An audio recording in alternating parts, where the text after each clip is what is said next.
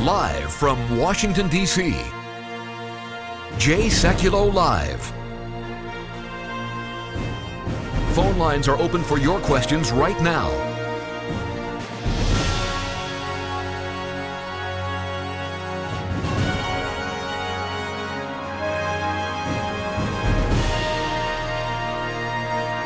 And now, Chief Counsel for the American Center for Law and Justice, Jay Sekulow. Well, the hits keep on coming. If you're just from now getting familiar with it, here's what's happened. We filed this lawsuit against the United States Department of Justice back on November 2nd, 2016, right before the election. And it was entitled American Center for Law and Justice versus the United States Department of Justice. And this was to get information regarding the meeting between President Clinton and Secretary Lynch right before Secretary Clinton was going to be interviewed. So this was between the Attorney General and the former president. We initially, as you know, sent a letter also to the Federal Bureau of Investigation. They responded with this letter that said, in fact, there's nothing responsive to your request. Well, we went to federal court, and of course, as you learned Friday, we received 420 pages from the United States Department of Justice, and lo and behold, it includes emails between guess who? The FBI and the Department of Justice. This was the same FBI that said we had no documents responsive to your request, but there they were. Now we've had time over the weekend, and we're still going through the documents, but we've gone over the documents. Guess what we find in the documents? An email this is from Melanie Newman, Director of Office of Public Affairs. We're holding on to the statement for now. That's the press statement regarding this meeting that took place. Given that there wasn't any follow-up in the press avail, then it's redacted. We will keep you posted as things develop. Thank you, Melanie Newman, Director, Office of Public Affairs, United States Department of Justice. The response comes to that email. That email was sent out, by the way, at 1:21. At 4:28 p.m. on the same day, there's a response from an individual named Elizabeth Carlisle. Elizabeth Carlisle writes, thanks to all who worked on this period, AG. AG's Attorney General. This was the alias that the Attorney General utilized on internal communications with the Department of Justice, and not just on this issue, I suspect, but on others as well. Jordan? That's right, and I think that I know the Daily Caller this morning has picked up on this. And when I tweeted, I've got 103 retweets already, not because it wasn't known. It was known that this Attorney General, like Eric Holder, used an alias, but it was not known what her alias was until our FOIA exposed it. Now, what does this mean? Others doing work on investigating this administration will now be able to target their FOIA's dad. So other groups, other interests that may have other issues that they're looking at will now know, including the media. The media files lots of FOIA, so this was big for them. They will know to specifically ask to search for emails and documents, including this Elizabeth Carlisle email address. So that is big news on its own. And then second, you have a lot of folks in the media who still are picking up on the way the mainstream media was treating this story and trying to play it down to the American people. All right, we got a lot more ahead when we come back from the break, but let me just tell you this. If you've ever seen the work of the ACLJ in action, there it is. Your support of the ACLJ makes a huge difference. We're in a matching challenge campaign. You can participate at ACLJ.org. That's ACLJ.org, or call it in at 1-877-989-2255. That's 877-989-2255 or ACLJ.org. Any amount you donate, we get a matching gift for.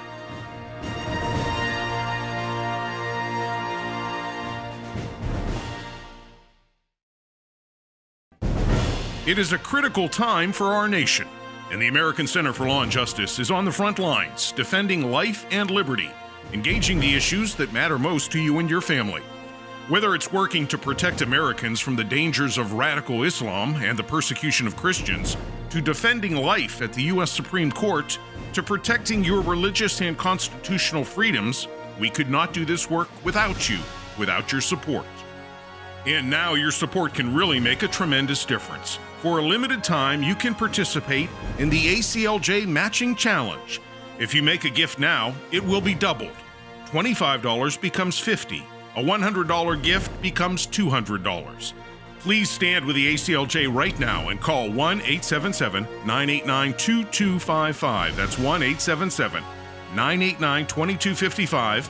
or go online at aclj.org. Thank you for your support.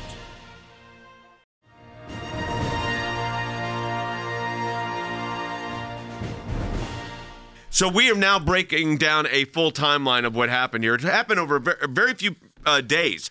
A lot of activity, but only really over from June 28th until July 1st. So basically you're talking about 3 or 4 days that this was transpiring.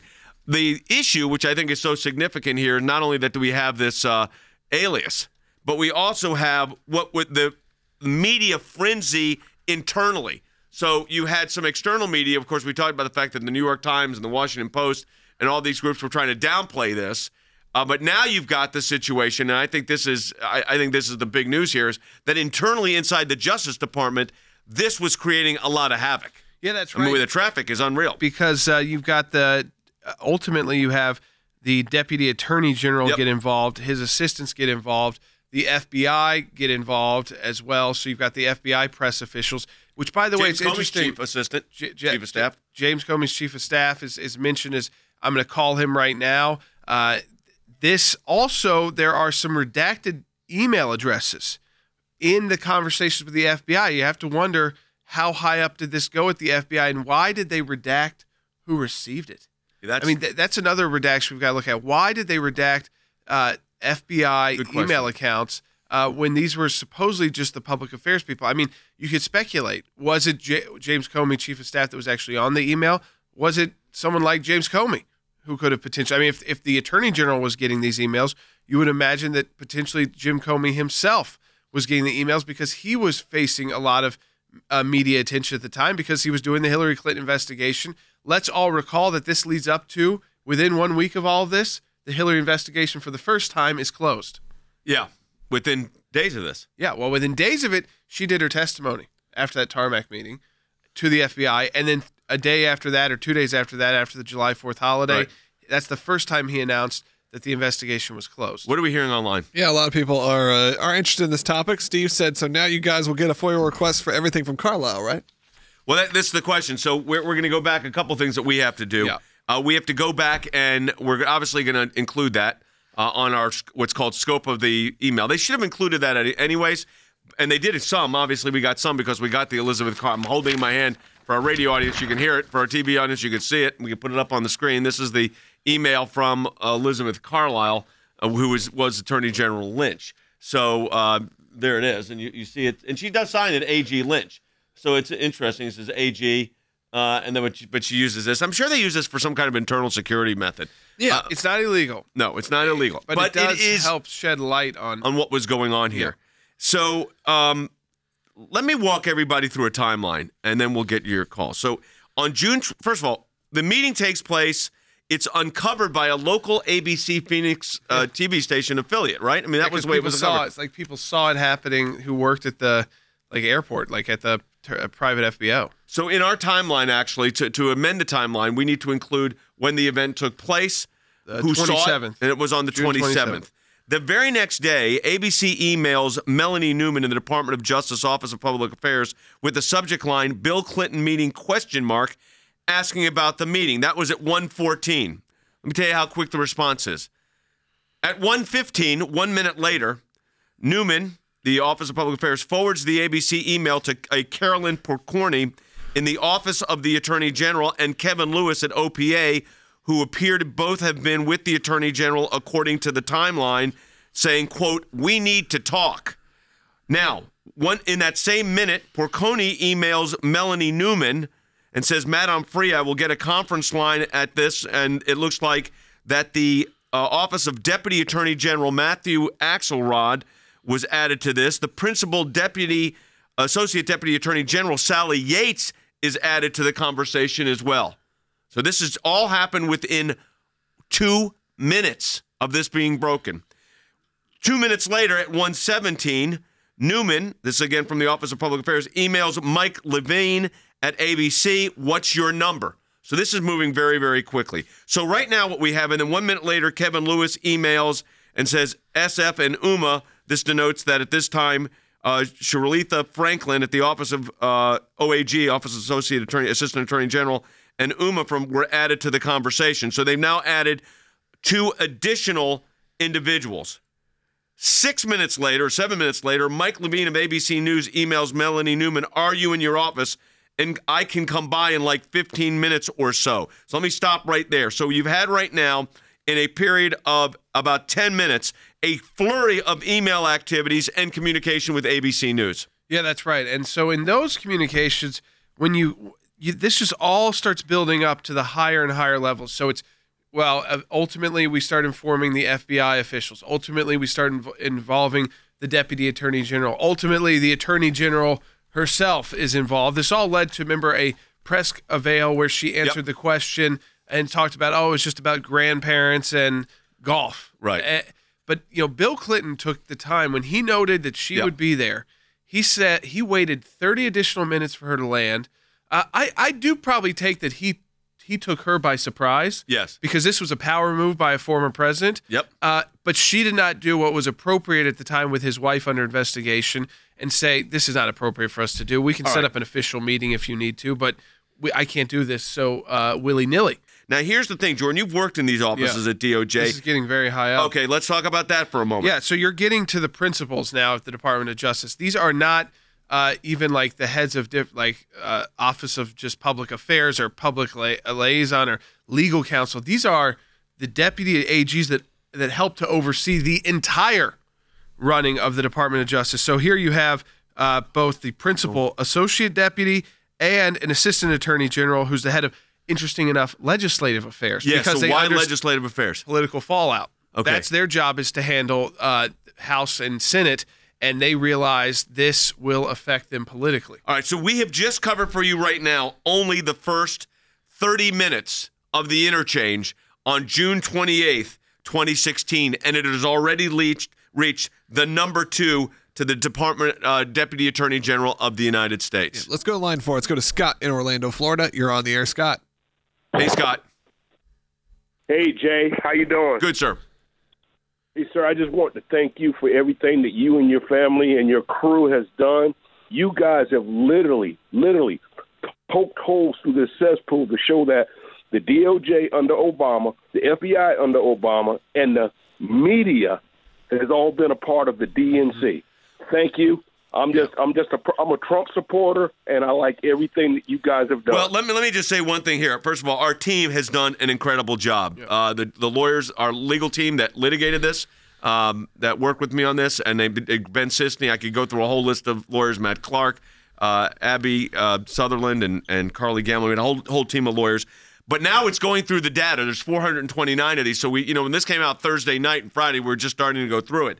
I've only given you, by the way, the first 30 minutes of this conversation, and we're already at the deputy to the number 2 at the Department of Justice. This is we're talking about within 30 minutes of this news breaking back. Yeah. That's already there. We're going to keep going through the list in a moment, but this tells you how high and how quick this was moving. It's crisis mode, but as the caller said, this further highlights the weaponization of the Department of Justice, as how politicized it became under, I think first it was Attorney General Holder, and then Attorney General Lynch just carried the flame. Remember, during all of this, with all of her involvement, with the meeting with Bill Clinton, her relationship with the Clintons, he basically started her out on her federal career by appointing her a U.S. attorney, which led to her ultimately becoming a Attorney General of the United States under President Obama. Is we're forgetting, she never recused herself in the investigation of Hillary Clinton. This goes back to also Jim Comey's testimony. Jim Comey has pointed to this meeting a number of times, which is why I can't imagine there's no more documentation from the FBI on this, because Jim Comey said this was the reason why he made that weird decision to close an investigation on his own without it referring it to DOJ. Yeah, and well, first of all, it's already been at the highest levels of DOJ. But here's the interesting question, Logan. This has all happened in 30 minutes. Yep. So from a media standpoint, they know they got a mess on their hands. Oh, absolutely. You're seeing already them trying to cover their tracks. You know that there's complete chaos happening right now, and smile a little bit about it. It's nice to have some chaos on the other side for once. 30 minutes. This is just the first 30 minutes, folks. We got 2 more days to go, and we're breaking this down for you line by line. So this is why when you support the American Center for Law and Justice, we get action. This is called a victory in federal court. We're not done. We're going back for more. Your support of the ACLJ makes a huge difference. We're in a matching challenge campaign. You can participate at ACLJ.org. That's ACLJ.org, or call it in at 1-877-929-9227. 877-989-2255. That's 877-989-2255 or ACLJ.org. Any amount you donate, we get a matching gift for.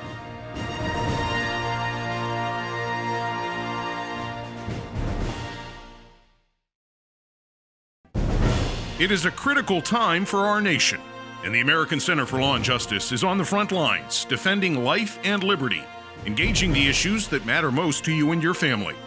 Whether it's working to protect Americans from the dangers of radical Islam and the persecution of Christians, to defending life at the U.S. Supreme Court, to protecting your religious and constitutional freedoms, we could not do this work without you, without your support. And now your support can really make a tremendous difference. For a limited time, you can participate in the ACLJ Matching Challenge. If you make a gift now, it will be doubled. $25 becomes $50. A $100 gift becomes $200. Please stand with the ACLJ right now and call 1-877-989-2255. That's 1-877-989-2255, or go online at aclj.org. Thank you for your support.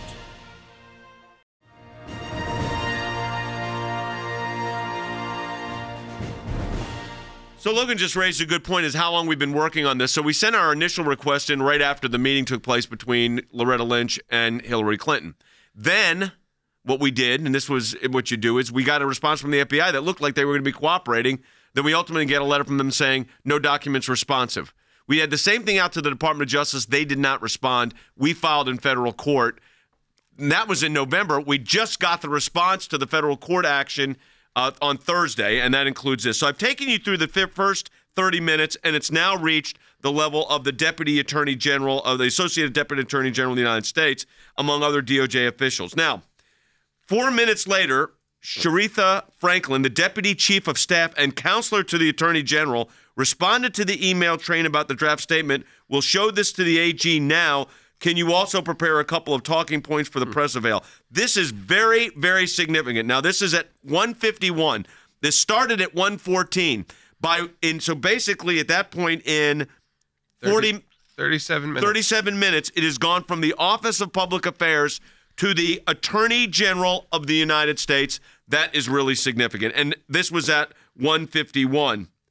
That's how quick this is moving, Jordan. It reached the Attorney General. Yeah, it reached the Attorney General within 37 minutes. That not only was this an issue, but now preparing talking points on how to address it, which is what that was completely redacted from this, are all of the talking points. The talking points that were sent to the FBI, the talking points that were sent to the Attorney General. We could go back. Maybe we should pull, guys, that press avail so we can play for people what Lynch ultimately said at that press conference.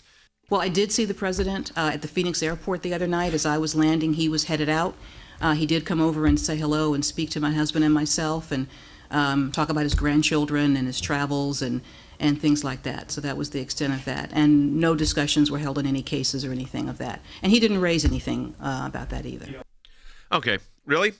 So at 1:54 on the same day, Carolyn Portnoy, Office of Assistant Attorney General, sends suggested edits in a clean version to show the Attorney General. So now we know this was redacted. We're going to go back on court on that.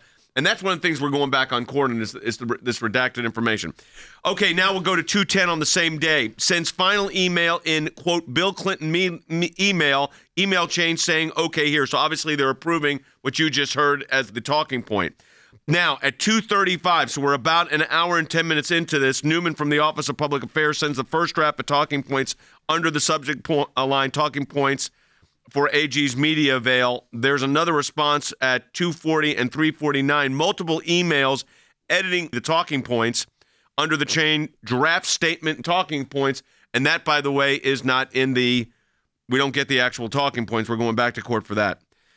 Again, at 3:35, so about now an hour later, there's an email that says draft statement talking points. At 4:09, the draft taking points picks up again after the Attorney General's press avail. Franklin asks, is the plan now to issue the statement? So this is the press statement. Now, at 4:10, Matthew Axelrod, Deputy Office of Attorney General, responds completely redacted. Then again, another one. We didn't get any follow-up. Redacted. Our justice reporter didn't follow up either. On June 28th at 4:16, these were within minutes, responds redacted. I'm holding for now. June 28th at 4:20, responding, asking, says, can you email the AG to let her know the plan? And then at 4:21 on an email chain, talking point statement, Newman, this is the Office of Public Affairs, emails Attorney General Lynch through the staff. We are holding on the statement for now, given that there wasn't any follow-up in the press avail. We will keep you posted as things develop. Thank you. Then at 4:28, just 8 minutes later, talking point statement, Attorney General Lynch responds through staff.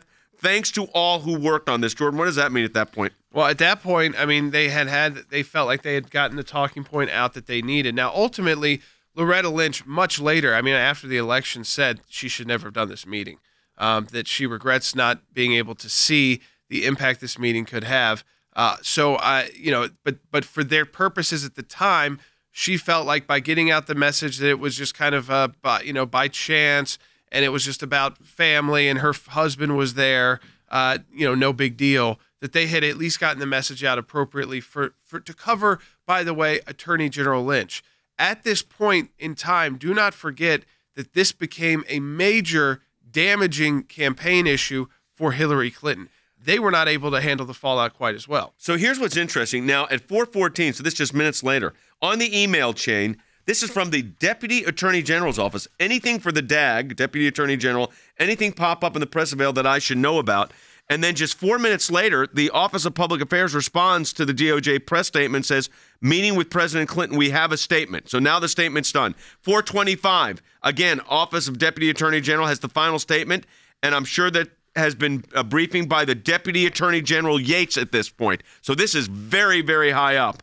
Then, draft statement and talking points. I'm going to flag this for FBI Public Affairs. It says I'm going to flag this for the FBI's Office of Public Affairs. At that point, now we're about 2 hours in. The FBI is involved. Let me take you through the FBI inquiry here, then we'll grab some calls. Then, at 4:34, again, email chain, flag, Richard Quinn, FBI, Michael Corton, FBI, stating, quote, I want to flag a story that is gaining some traction tonight about a casual, unscheduled meeting between former President Bill Clinton and the Attorney General. Our talkers in this are below. That's the talking points. Please let me know if you get any questions. At 4:55, so basically 20 minutes later, not even, FBI Director, Media Investigation Response, copy. Thanks, Melanie. At 11:37 p.m., we are into the evening now, folks. Subject line, who did you email for comment on this story, and why not reach out to me?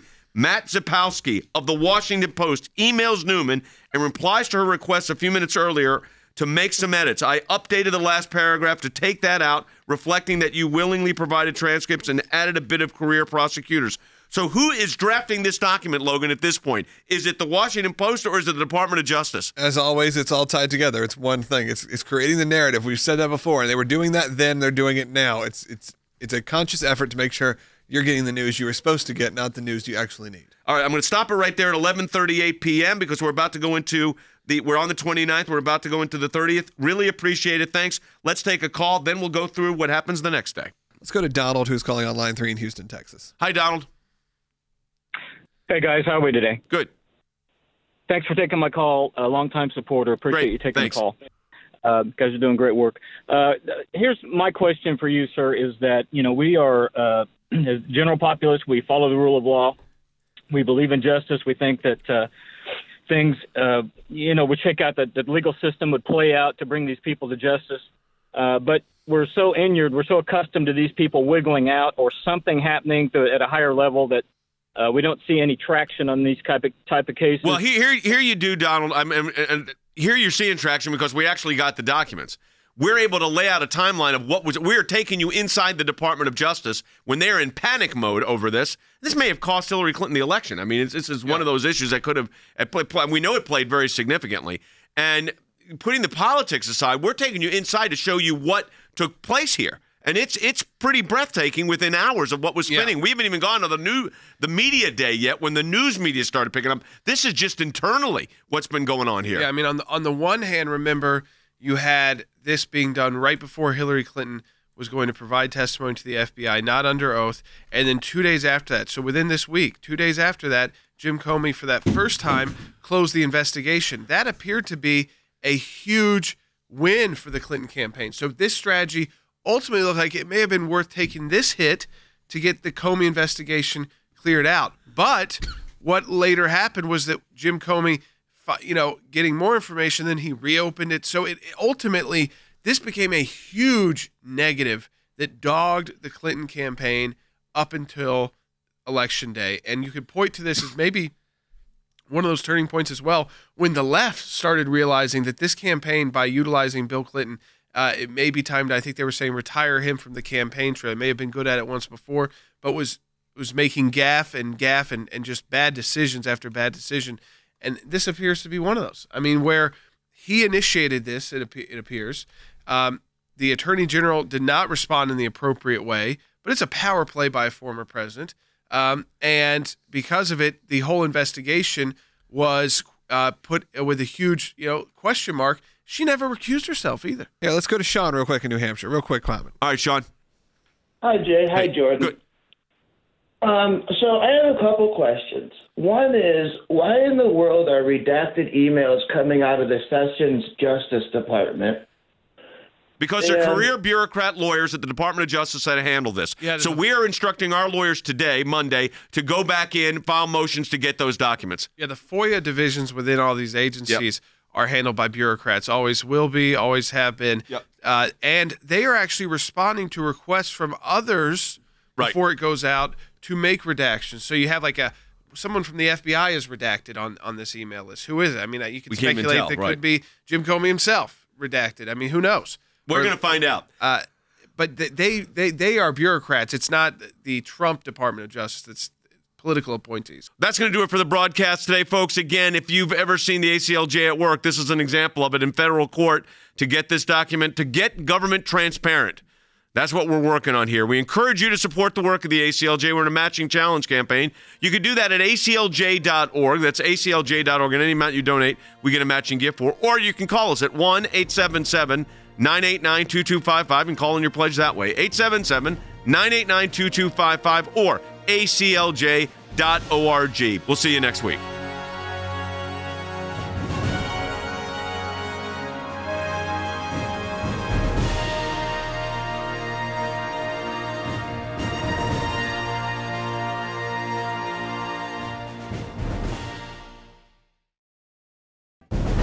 It is a critical time for our nation, and the American Center for Law and Justice is on the front lines, defending life and liberty, engaging the issues that matter most to you and your family. Whether it's working to protect Americans from the dangers of radical Islam and the persecution of Christians, to defending life at the U.S. Supreme Court, to protecting your religious and constitutional freedoms, we could not do this work without you, without your support. And now your support can really make a tremendous difference. For a limited time, you can participate in the ACLJ Matching Challenge. If you make a gift now, it will be doubled. $25 becomes $50. A $100 gift becomes $200. Please stand with the ACLJ right now and call 1-877-989-2255. That's 1-877-989-2255, or go online at aclj.org. Thank you for your support.